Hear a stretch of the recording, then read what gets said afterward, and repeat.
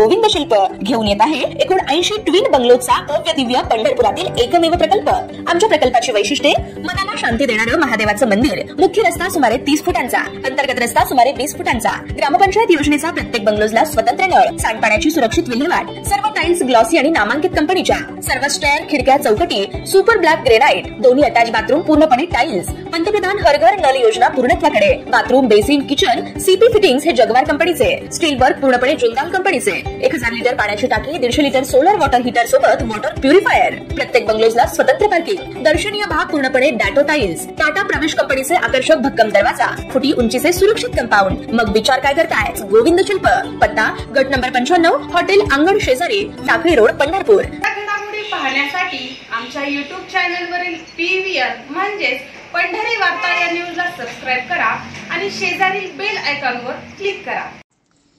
मराठा आरक्षणाचा मुद्दा आता महाराष्ट्राच्या विधिमंडळात पोहोचला असून त्यासाठी एक दिवसीय विशेष अधिवेशन बोलवण्यात आलं आहे। इतर कोणत्याही आरक्षणाला धक्का न लावता कायद्याच्या चौकटीत बसणारं आरक्षण मराठ्यांना देण्याचं आश्वासन मुख्यमंत्री एकनाथ शिंदे यांनी दिलं आहे। त्यामुळे मराठा आरक्षणाचा मुद्दा आज निकाली निघणार की आणखी तापणार याकडे राजकीय वर्तुळाचं लक्ष लागलंय। मराठा समाजाला नोकरी आणि शिक्षणात 10% आरक्षणाचा प्रस्ताव सभागृहात मंजूर करण्यात आला। मुख्यमंत्री एकनाथ शिंदे यांनी सभागृहात आरक्षण विधेयक मांडलं, याला सभागृहातील सर्व सदस्यांनी एकमताने मंजुरी दिली। यानंतर मुख्यमंत्र्यांनी आपलं म्हणणं मांडलं। आजचा दिवस कर्तव्याची जाणीव करून देणारा आहे। मराठा बांधवांसाठी आजचा दिवस ऐतिहासिक असल्याचं मुख्यमंत्री एकनाथ शिंदे यांनी सांगितलं। मनोज जरांगे यांच्या एकजुटीचा विजय असल्याचंही मुख्यमंत्र्यांनी म्हटलंय। आज विधानसभेत मराठा आरक्षण विधेयक एकमताने मंजूर झाल्याची घोषणा विधानसभा अध्यक्ष राहुल नार्वेकर यांनी केली।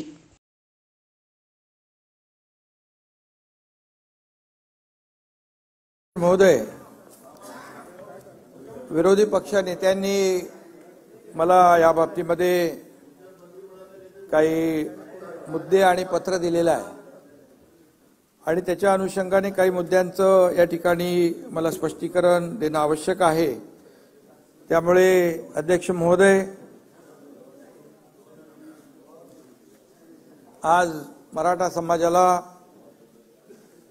सामाजिक व शैक्षणिक दृष्ट्या मागास वर्गाकरिता आरक्षण देण्यासंदर्भातलं विधेयक आपण मांडलेलं आहे। त्याच्या चर्चेमध्ये अध्यक्ष महोदय, कालच छत्रपती शिवाजी महाराजांची जयंती संपूर्ण महाराष्ट्रात देशभरामध्ये आपण साजरी केली आणि त्यावेळेस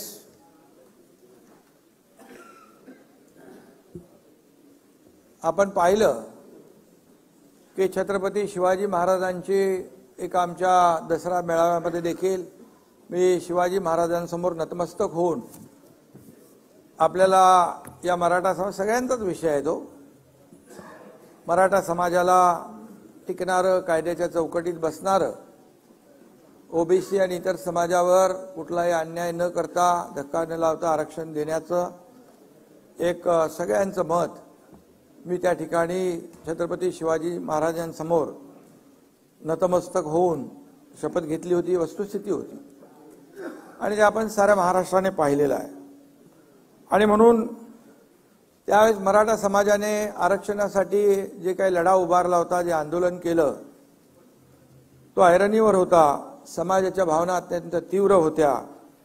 मला आणि आपल्या सर्वांनाच त्यांच्या वेदना आणि व्यथांची कल्पना आहे, पुरेपूर जाणीव आहे आणि राज्यभरामध्ये क्रांती मोर्चे सुरू असताना आरक्षणासाठी झगडणाऱ्या मराठा समाजाची जी काही भावना होती ती आपण जाणून आहोत।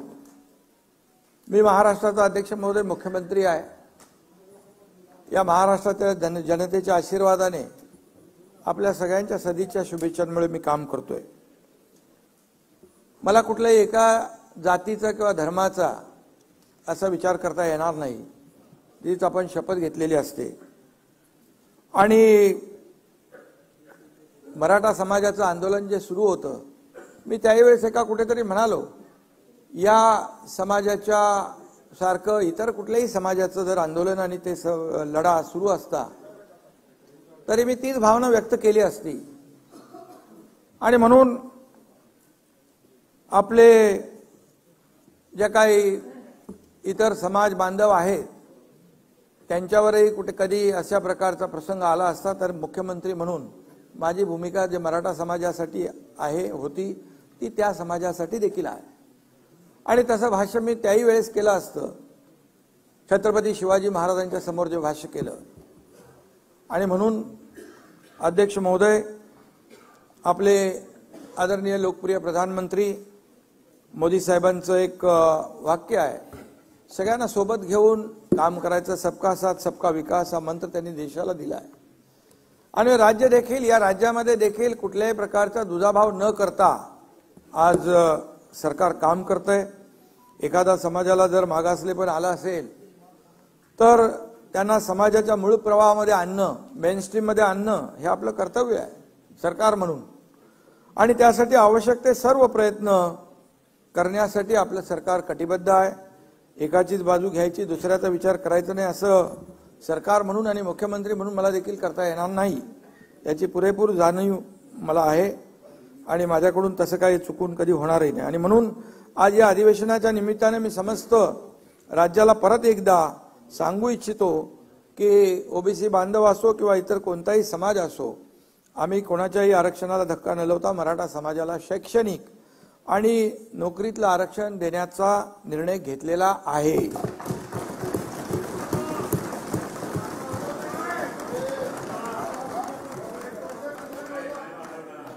आणि सरकार म्हणून ती आमची जबाबदारी आहे विरोधी पक्षाचं पण तसा कुठलाही त्याच्यामध्ये आपण एकच मताचे आहोत एका विचाराचे आहोत त्याच्यामुळे मी आज काय पॉलिटिकल राजकीय काही भाष्य करणार नाही आणि म्हणून या समाजाला न्याय मिळवून दिला पाहिजे त्यासाठी मी आणि आमच्या सर्वांनी सहकार्य केलं त्यामुळे मी जे काही वचन दिलं होतं आणि आश्वासन दिलं होतं त्याची पूर्तता करण्याचं समाधान मला आहे आणि त्याचा नक्की आनंदही आहे अभिमानही आहे आणि म्हणून मी माझे दोन्ही उपमुख्यमंत्री देवेंद्र फडणवीसजी उपमुख्यमंत्री अजितदादा पवारजी माझे मंत्रिमंडळातील सहकारी आमदार आणि संपूर्ण विरोधी पक्ष आणि सर्व विधानसभा सदस्य यांच्या सहकार्यामुळे आजचा हा आपण निर्णय घेतोय छत्रपतींच्या खरं म्हणजे आशीर्वादाने संपूर्ण मराठा समाजासाठी लाखो मराठा बांधवांसाठी हा आजचा दिवस इच्छापूर्तीचा आहे आणि ऐतिहासिक आहे असं म्हटलं तर वावगं ठरणार नाही आजचा हा दिवस आपल्या सगळ्यांसाठीच एक कर्तव्याची जाणीव करून देणारा दिवस आहे महाराष्ट्र विधानमंडळ वास्तू अनेक या वास्तूमध्ये अनेक ऐतिहासिक निर्णयांची अंमलबजावणी झालेली आहे ही वास्तू अनेक ऐतिहासिक निर्णयांचा साक्षीदार आहे आजही ऐतिहासिक वास्तू त्या उज्ज्वल परंपरेचा एक हिस्सा होत आहे ना कुणावर अन्याय ना कुणाला धक्का अशा प्रकारचा निर्णय आपण या ठिकाणी घेतोय आणि म्हणून आज काही वेळा मुख्यमंत्री असताना देखील मला आंदोलनकर्त्यांना भेटावं लागलं तशी परिस्थिती निर्माण झाली होती मी कधी असं मी मुख्यमंत्री आहे प्रोटोकॉल प्रमाणे असं करता येणार नाही असं कधी मनात ठेवलं नाही कारण हिंदू हृदय सम्राट बाळासाहेब ठाकरे म्हणायचे जनतेपेक्षा जनता तुमच्यापेक्षा मोठी आहे या जनतेने तुम्हाला इथं बसवलंय असे प्रसंग येतील तर मंत्रालयातून उतरून जनतेला भेटा आणि त्याप्रमाणे मी अनेक वेळा काम केलंय आणि तिथे कुठेही मी कधीही माझ्या पदाचा आब वगैरे का आणला नाही काही लोक म्हणतात की त्यावेळेस जेव्हा मनोज जरांगे पाटील यांनी आंदोलन उपोषण मागे घेतलं त्यावेळेस एकनाथ शिंदेनी वेळ मारून नेली असं काही लोक म्हणू लागले परंतु काहींना वाटलं एकनाथ शिंदे आश्वासन देईल ते पूर्ण करेल का सरकार पूर्ण करेल का पण आपल्या सगळ्यांना माहित आहे आम्ही सरकार जे काय दीड वर्षामध्ये काम करतोय जे घेतलेले निर्णय आपल्या समोर आहेत आणि प्रत्येक निर्णय जो घेतलेला आहे तो सर्वसामान्य माणसाच्या हितासाठी घेतला. शेतकरी, कष्टकरी, माता भगिनी, तरुण, ज्येष्ठ सगळ्यांसाठी. राज्यकर्त्याला कुठलाही वैयक्तिक लाभ होईल असा कुठलाही निर्णय आम्ही घेतला नाही. मी या ठिकाणी सांगू इच्छितो, जेव्हा आम्ही शपथ घेतली दोघांनी, तेव्हा आम्ही कॅबिनेट घ्यायचे असते, त्या कॅबिनेटमध्ये दोघंच होतो.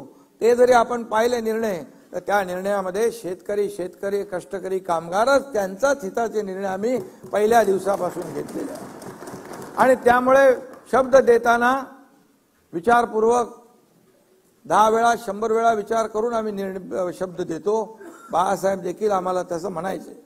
आणि म्हणून मी आपल्याला एवढंच सांगेन, मी एक कार्यकर्ता आहे, बाळासाहेबांचा कार्यकर्ता आहे, दिघे साहेबांचा कार्यकर्ता आहे. एकदा शब्द दिला की तो शब्द मी पाळतो, पाळण्याचा प्रयत्न करतो. कधी शब्द मी फिरवत नाही. त्यामुळेच माझ्यावर खूप लोक विश्वास ठेवत आहेत. मी राजकीय बोलू इच्छित नाही. 1.5 वर्षापूर्वीचा किस्सा मला गिरवायचा नाही. म्हणजे दिलेला शब्द पाळतो जयंतराव, म्हणून लोक विश्वास ठेवतात. आणि म्हणून आज मी तो शब्द या ठिकाणी पाळतोय. एकदा शब्द दिला की तो मागे हटण्याचा माझा काही प्रश्न नाही.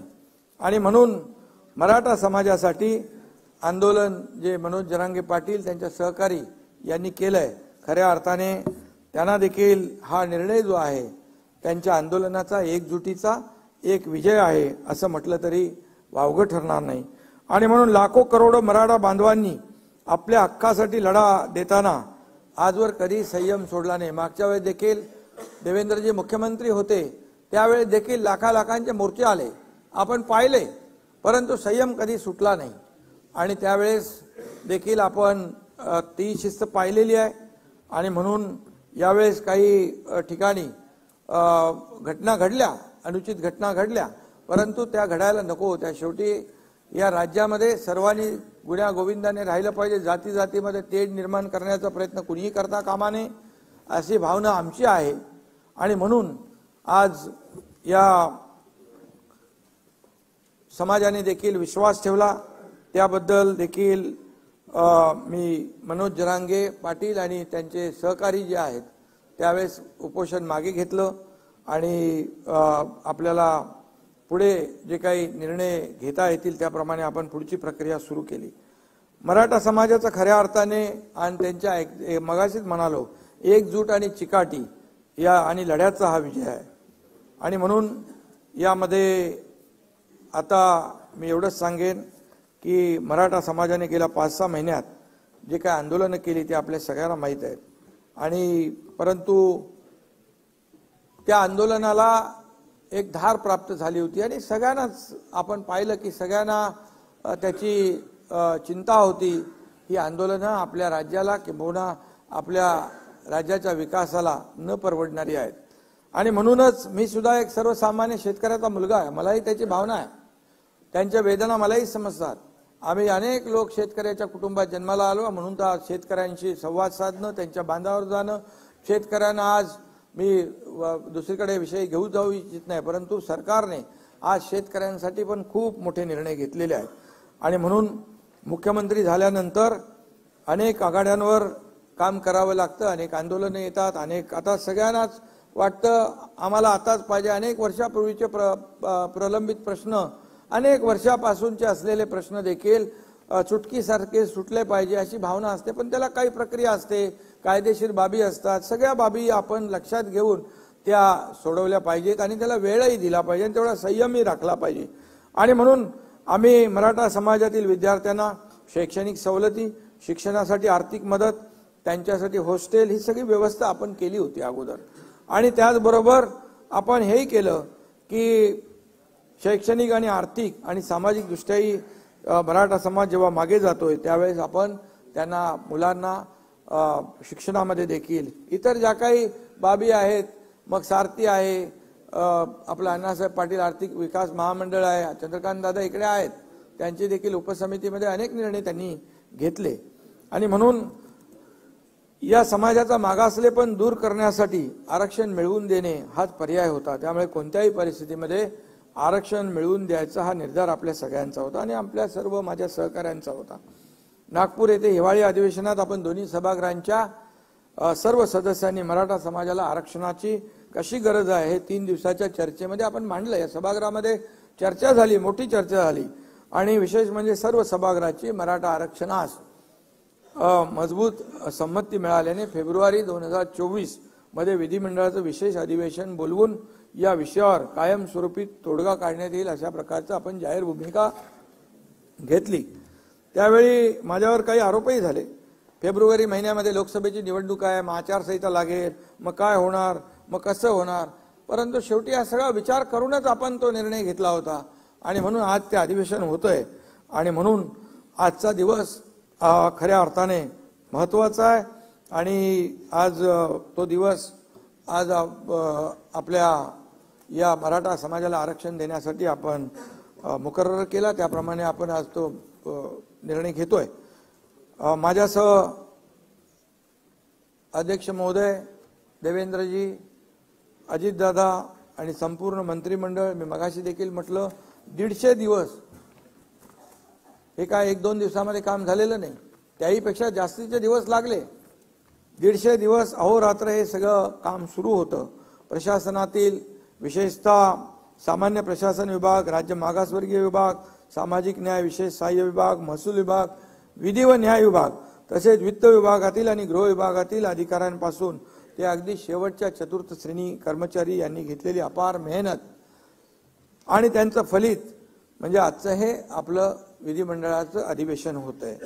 आणि यामध्ये जवळपास 3 ते 4 लाख लोक काम करत होते, दिवस रात्र काम करत होते. आपण त्याच्यामध्ये गोखले इन्स्टिट्यूट, टाटा इन्स्टिट्यूट, असे अनेक लोकांची आपण मदत त्यामध्ये घेतलेली आहे. आणि यामध्ये सगळ्यांचं एकच उद्दिष्ट होतं की सर्वांनी मनापासून काम करून हे युद्ध पातळीवर दिवस रात्र 24/7 यामध्ये काम करून आपल्याला या सर्व जो काही उद्देश आहे आपला तो पूर्ण करण्यासाठी अहोरात्र मेहनत घेण्याचं काम या सगळ्यांनी केलं. महाराष्ट्र सरकार पूर्णपणे मराठा समाजाला आरक्षण देण्याच्या बाजूने आपण सगळेजण आहोत. त्याच्यामध्ये मला पुन्हा त्याचा उहापोह करण्याची आवश्यकता नाही. देवेंद्रजी आणि अजित पवार देखील हेच सांगत होते की आपल्याला या मराठा समाजाच्या, कारण एकदा तर देवेंद्रजी मुख्यमंत्री असताना आपण आरक्षण दिलं होतं, त्याच्यामध्ये मी जाणार नाही. आपण ते हायकोर्टमध्ये टिकवलं देखील, पण दुर्दैवाने सुप्रीम कोर्टामध्ये ते रद्द झालं. पण आपलं ठरलेलं आहे मगाशी, त्यामुळे त्याच्यावर मी जास्त भाष्य करू इच्छित नाही. आणि त्या अडचणी ज्या आहेत त्या दूर झाल्या पाहिजेत. त्यामध्ये या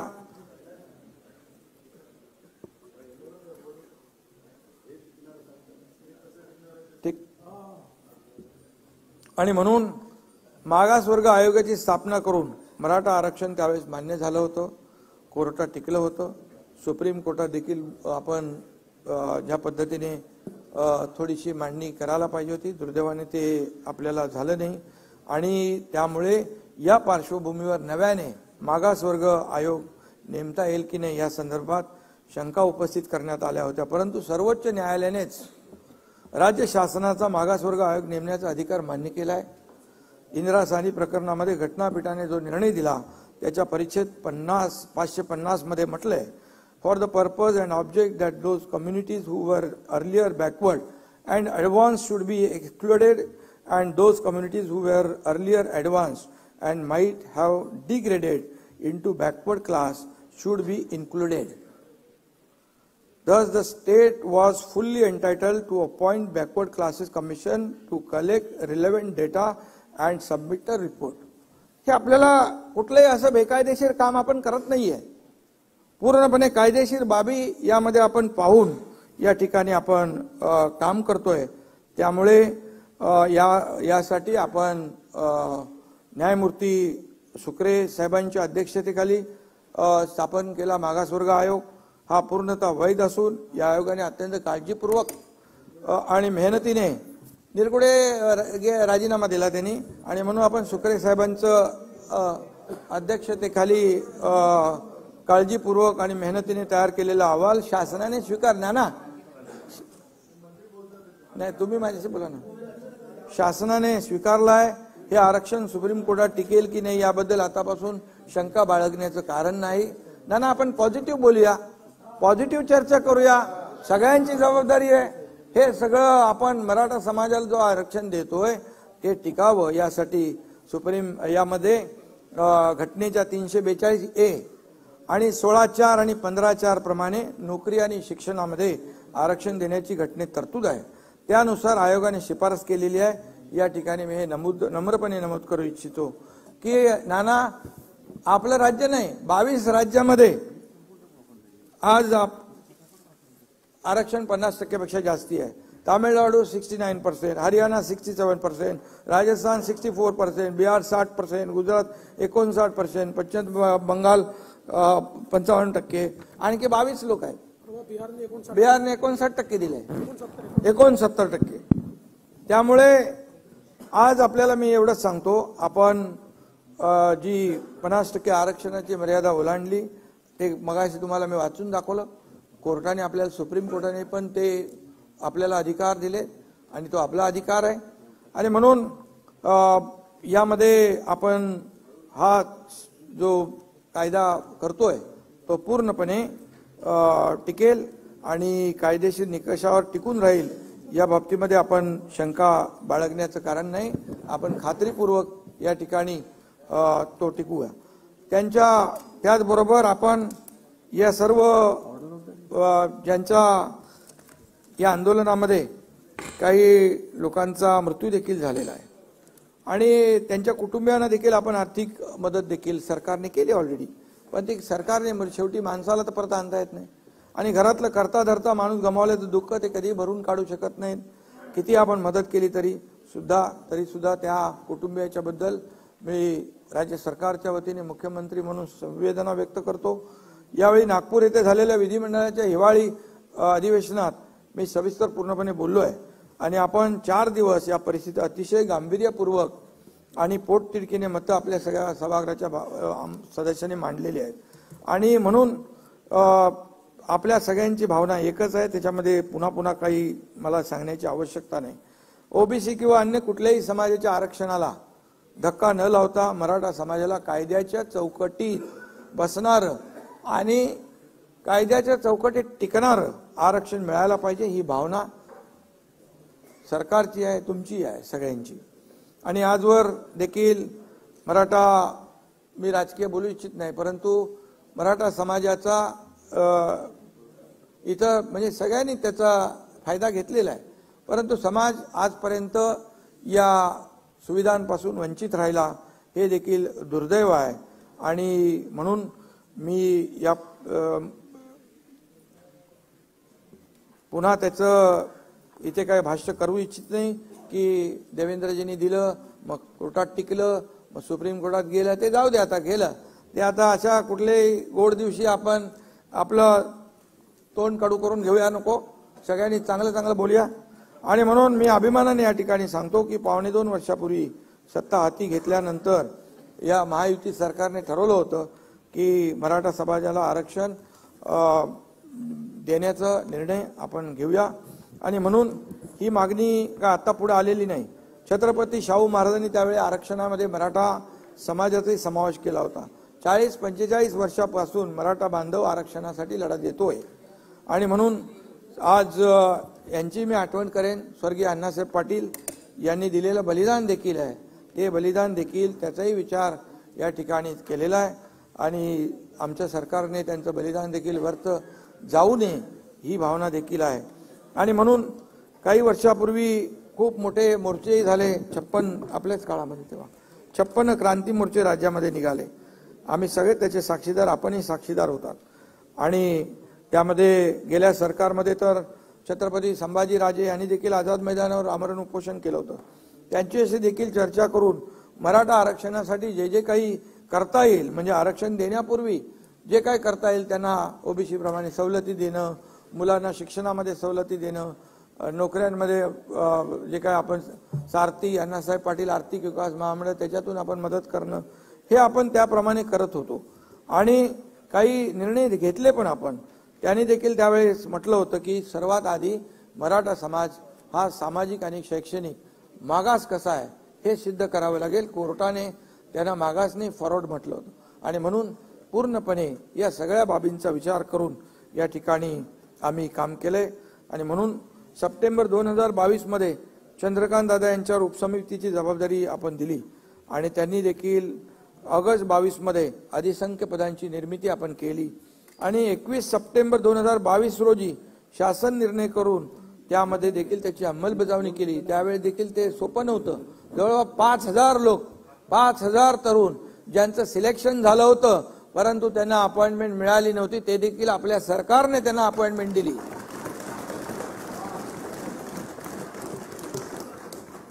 सर्वोच्च न्यायालयाने मराठा आरक्षण रद्दबातल करताना जे निष्कर्ष नोंदवले होते त्यावर आम्ही पूर्णपणे लक्ष केंद्रित केलेलं आहे आणि त्यासाठी भोसले आयोग आम्ही नेमला।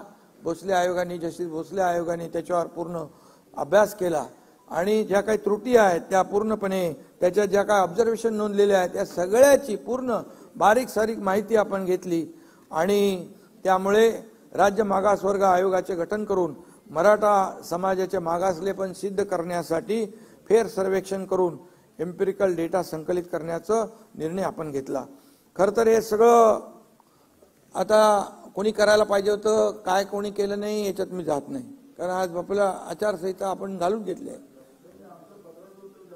पत्रात आहे ना, ते चालू आहे ना, पत्राचं उत्तर आहे आणि म्हणून ते चालू आहे ना, तुम्हाला देतो।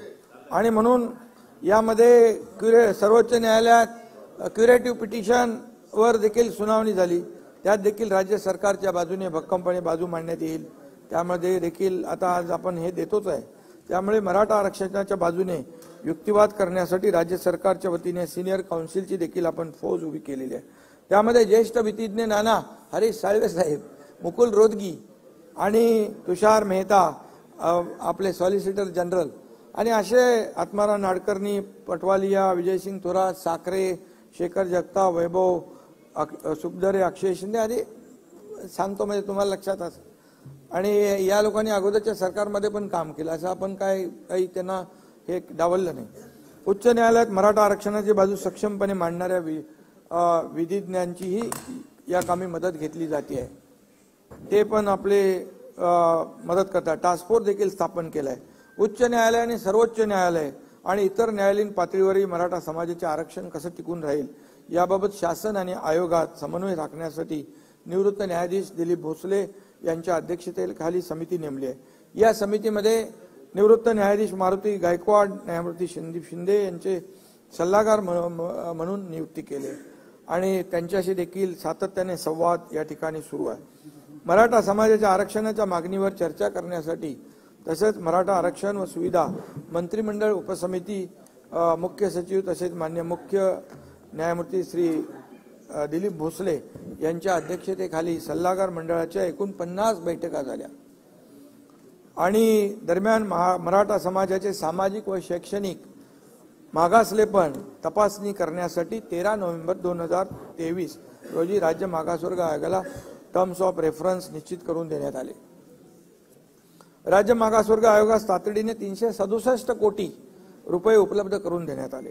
आयोगाच्या पुण्यातील कार्यालयात देखील वाढीव जागा पाहिजे होती, ती दिली। आवश्यक ती सगळी साधन सामग्री संसाधनं त्याला उपलब्ध करून दिली। नमुना सर्वेक्षण न करता सर्वोच्च म्हणजे सॅम्पल सर्वे न करता सर्वोच्च न्यायालयाने जे काही एम्पिरिकल डेटा गोळा करण्याचं जे काही त्याच्यामध्ये त्रुटीमध्ये आलं होतं ते मोठं शिवधनुष्य उचलायचं होतं आणि त्यामुळे सर्वेक्षण अचूक आणि निष्पक्षपणे वैज्ञानिक प्रोफेशनल पद्धतीने होणं गरजेचं होतं। त्यासाठी Gokhale institute of politics and economics Pune, IIPS यासारख्या नामांकित संस्थांची मदत देखील घेण्यात आली। विजयराव यांनी यासाठी स्वतंत्र संगणक प्रणाली विकसित केली, प्रश्नावली तयार करण्यात आली, सर्व महसूल यंत्रणा यासाठी तयार ठेवण्यात आली। सर्व जिल्हाधिकारी, पालिका आयुक्त यांना नोडल अधिकारी म्हणून नेमलं गेलं। त्यांच्या वारंवार बैठका घेतल्या, VC घेतल्या। जवळपास 3 ते 3.5 लाख प्रगणक नेमण्यात आले। त्यांचं मास्टर ट्रेनिंग झालं। 23 जानेवारीपासून युद्ध पातळीवर सर्वेक्षणाचं काम सुरू झालं। हे सर्वेक्षण अचूक करायचं होतं आणि वेळेत पूर्ण करायचं होतं, हे चॅलेंज तर होतं आणि म्हणून मला सांगायला अतिशय आनंद आणि अभिमान आहे की 2 फेब्रुवारी 2024 म्हणजे या कालावधीमध्ये त्यांचं नाही का आवाज येत नाही। ए कोण बसलंय बाबा तिकडे?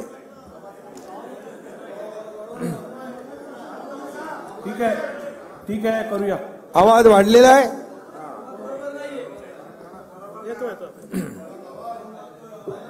इयरफोन वापरा. इयरफोन ठीक आहे. हेडफोन वापरा. मी सगळ्या ज्या काही तांत्रिक अडचणी सुरुवातीच्या तक्रारी त्यामध्ये दूर केल्या. या सभागृहाच्या माध्यमातून राज्य मागासवर्ग आयोगाचे अध्यक्ष निवृत्त न्यायमूर्ती सुनील सुखरे साहेब, मागासवर्ग आयोगाचे सर्व सदस्य, गोखले इन्स्टिट्यूट आणि ज्यांनी हा गोवर्धन पर्वत उचलला ते सर्व प्रगणक, महसूल यंत्रणा, अगदी थेट सरपंच, तलाठी यांच्यापर्यंत सर्वांचेच मी मनापासून आभार मानतो. त्यांना मनापासून धन्यवाद देखील देतो. हे काम निश्चितच जबाबदारीचं आणि आव्हानात्मक होतं. एखाद्या समाजाला न्याय देण्याचं काम 16 फेब्रुवारी रोजी माननीय सुनील सुखरे साहेबांनी हा अहवाल वर्षा येथे आम्हाला सुपूर्द केला. आज सकाळी राज्य मंत्रिमंडळ बैठकीत तो मांडण्यात येऊन त्यावर चर्चाही झाली आणि यामध्ये आमचे सहकारी दोन्ही उपमुख्यमंत्री, इतर मंत्री सर्वजण उपस्थित होते आणि हा तिढा सोडवण्यासाठी या सगळ्यांचं सहकार्य मिळालं हे मला या ठिकाणी नम्रपणे सांगितलं पाहिजे. सुप्रीम कोर्टाने आरक्षण रद्द करताना ज्या त्रुटी निदर्शनात आणून दिल्या त्या दूर करण्याच्या प्रयत्नावर यामध्ये भर दिलेला आहे. आम्ही अत्यंत वेगाने ताकदीने काम करून कायदेशीर प्रक्रिया पूर्ण करीत आहोत. अशा पद्धतीने टप्प्याटप्प्याने मराठा समाजाचे आरक्षण कायद्याच्या चौकटीत बसण्यासाठी सरकार पूर्णपणे प्रयत्न करते आणि सुप्रीम कोर्टाच्या एका निकालात नमूद केल्यानुसार विशिष्ट जात किंवा समुदायांच्या इतर मागासवर्गीयांच्या यादीत समावेश करण्यासाठी अपवादात्मक व असाधारण परिस्थिती सिद्ध होणे आवश्यक असते आणि एक्स्ट्रा ऑर्डिनरी आणि एक्सेप्शनल सर्कमस्टन्सेस राज्य मागासवर्ग आयोगाने या सर्वेच्या माध्यमातून ते सिद्ध केलं आहे असं मला वाटतं. मराठा समाजाला टिकणारं आणि कायद्याच्या चौकटीत बसणारं आरक्षण मिळवून देण्यासाठी शासनाने मोठं पाऊल उचललंय. आता ते टिकून राहावं म्हणून राज्य सरकार आपली सर्व ताकद पणाला लावणार आहे, आपल्याला विरोधी पक्षाला सोबत घेऊन. आणि म्हणून माझं एकच म्हणणं आहे, आपल्या शांतताप्रिय महाराष्ट्रात कोणत्याही निमित्ताने समाजात वितुष्ट येता कामा नये. चर्चेतून योग्य तो मार्ग निघाला पाहिजे अशा प्रकारचं मी आवाहन आपल्या सगळ्यांना करतो आणि या राज्यातील सर्व समाज बांधव यांना देखील मी करतो. प्रत्येक समाज घटकाला त्या राज्याच्या प्रगतीत त्याचा योग्य वाटा मिळाला पाहिजे अशी आपल्या सरकारची धारणा आहे. आणि यामध्ये कुणबी दाखल्यांच्या संदर्भात देखील आपण मुद्दा उपस्थित केला. त्यामध्ये जस्टिस शिंदे यांच्या अध्यक्षतेखाली आम्ही समिती नेमली. त्याचं काम सुरू आहे. मराठवाड्यातील मराठा कुणबी मराठा जात प्रमाणपत्र देण्याची कार्यपद्धती देखील निश्चित केलेली आहे आणि ते आणखी काही पुरावे आहेत. त्याच्यात मी डिटेलमध्ये आता जात नाही. त्याच्यामध्ये ते दिले ना आपण. आणि यामध्ये आपल्याला हो सगळे वेबसाईटला टाकलेत नावं आणि त्यामध्ये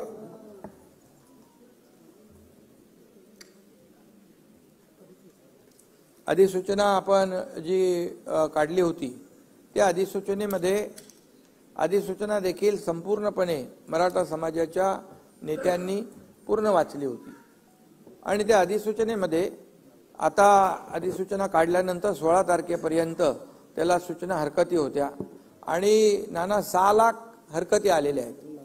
तर आता 6 लाख हरकतीची छाननी सुरू आहे आणि छाननी सुरू असल्यामुळे त्याची योग्य ती प्रक्रिया पूर्ण करून कंप्लीट प्रोसेस पूर्ण करून त्यावर सरकार योग्य तो निर्णय घेईल. हे आपल्याला जी शंका होती त्या बाबतीमध्ये मी या ठिकाणी सांगतो. त्या डिटेल मी आज जात नाही कारण ते मग सगळे तेच सांगितलं ना, जी सगळे सोयऱ्यांचे जे 6 लाख हरकती आलेल्या आहेत त्या नोटिफिकेशनवर, त्या अधिसूचनेवर जी अधिसूचना काढली आपण त्याच्यावर 6 लाख हरकती आल्यात, त्याची छाननी सुरू आहे. आणि म्हणून मी आपल्याला एवढंच सांगतो की आता कलम आणि यामध्ये देखील 6 लाखाहून हरकती व सूचना प्राप्त झाल्या आहेत आणि त्यामुळे त्यासाठी देखील आपण कर्मचारी आणि सर्व अधिकाऱ्यांना जबाबदारी दिलेली आहे। त्या हरकती सूचनांच्या नोंदी घेऊन वर्गीकरण व छाननी केली जाईल आणि त्याप्रमाणे पुढची कार्यवाही केली जाईल। यामध्ये मी आपल्याला जास्ती काय सांगू इच्छित नाही की पहिल्यांदाच ज्या जुन्या कुणबी नोंदी होत्या त्या 1967 पूर्वीच्या जुन्या कुणबी नोंदी होत्या, त्यांना दाखले देखील प्रमाणपत्र जे आहेत ते देखील देण्याचं काम आपल्या सरकारने सुरू केलं। आणि कुठल्याही परिस्थितीमध्ये मी पुन्हा एकदा सांगतो की ओबीसी समाजावर अन्याय न करता, त्यांच्या समाजाला आरक्षणाला धक्का न लावता या ठिकाणी हे आरक्षण देण्याचा निर्णय आपल्या सरकारने घेतलेला आहे।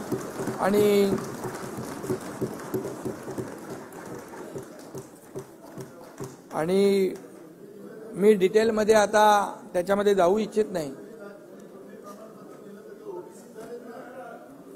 जो कायदाच आहे 2000चा कायदा, त्याचे 2012ला रूल्स झाले, नोटिफिकेशन पण आपण काढले, त्याच्या आधारावर केलं। या कायद्यामध्ये याच्यामध्ये नियमामध्ये सुटसुटीतपणा स्पष्टता आणण्यासाठी आपण ते केलंय। तुम्ही ते पूर्ण नीट वाचून बघा। त्या वाचून बघितल्यानंतर तुम्हाला ते कळेल की ते नोटिफिकेशन काय आहे आणि त्या नोटिफिकेशनवर पूर्णपणे आज 6 लाख आक्षेप आलेले आहेत आणि त्यामुळे त्याच्यावर पूर्ण छाननी केली जाईल। मी मनोज जरांगे पाटील आणि त्यांच्या सहकार्यांना देखील विनंती करतो की हे मराठा आरक्षण देण्याचा निर्णय देण्याची शपथ आम्ही घेतल्यानंतर 3 महिन्यामध्ये हे मराठा आरक्षण दिलेलं आहे।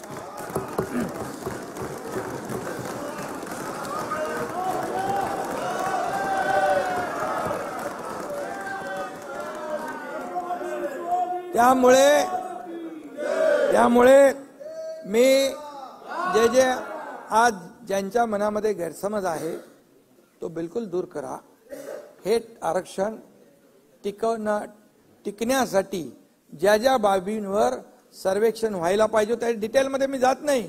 अल्पभूधारक, लँडलेस, त्याचं कच्चं घर, आत्महत्या केलेले आहेत, ऊसतोड कर्मचारी आहे, मोलमजुरी करणारी आपली भगिनी आहे, डबेवाले आहेत, किती सगळ्या माथाडी आहेत, सगळे त्याच्यामध्ये आलेले आहेत।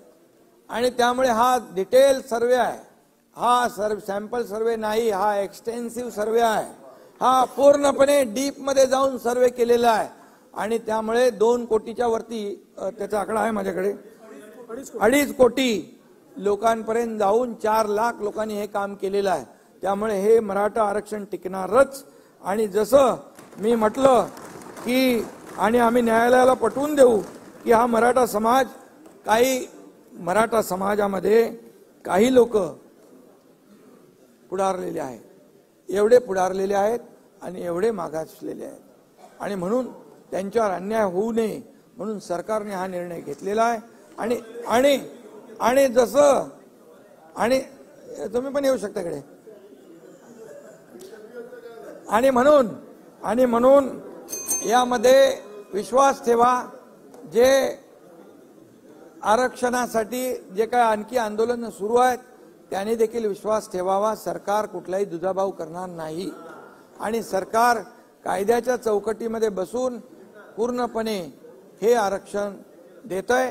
आणि जे मगाशी म्हटलं की जे नोटिफिकेशन आपण काढलेलं आहे, या पुन्हा एकदा मी सांगतो नाना विजय भाऊ, नोटिफिकेशनवर 6 लाख हरकती आलेल्या आहेत। घाई गडबडीमध्ये कुठलंही नोटिफिकेशन फायनल करणं हे जनतेच्या हिताचं नाही। ती फसवणूक आम्ही कोणाची करणार नाही। त्याच्यावर पूर्ण प्रक्रिया करून छाननी करून त्याच्यावर देखील सरकार योग्य तो निर्णय घेईल। आणि म्हणून आंदोलनकर्त्यांना देखील मला विनंती करायची आहे, जसं सरकार बोलतं तसा निर्णय घेतं हे मराठा आरक्षणाच्या वरून आजच्या निर्णयावरून त्यांनी देखील समजून घेतलं पाहिजे आणि संयम राखला पाहिजे। कारण आणि शेवटी समाज आणि सरकार असं काय वेगळं आम्ही मानत नाही। आणि म्हणून यामध्ये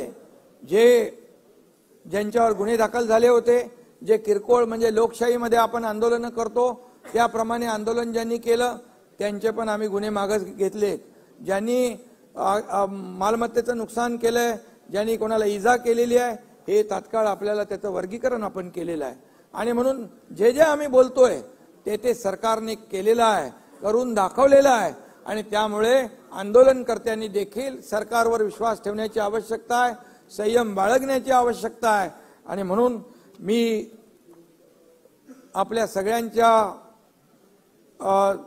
वतीने जे आज मराठा समाजाला आरक्षण देण्याचा जसा निर्णय आपल्या सरकारने घेतला, तसा निर्णय इतर जे काही मुद्दे आहेत त्या बाबतीत देखील सकारात्मक पद्धतीने घेईल, कुठल्याही समाजावर अन्याय न करता.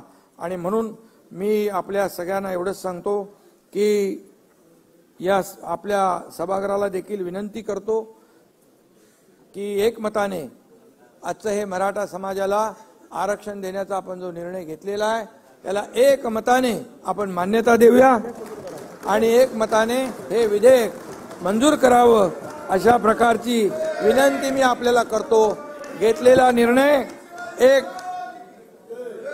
निर्णय अतिशय धाडसी निर्णय आहे, ऐतिहासिक निर्णय आहे आणि हा टिकणारा निर्णय आहे.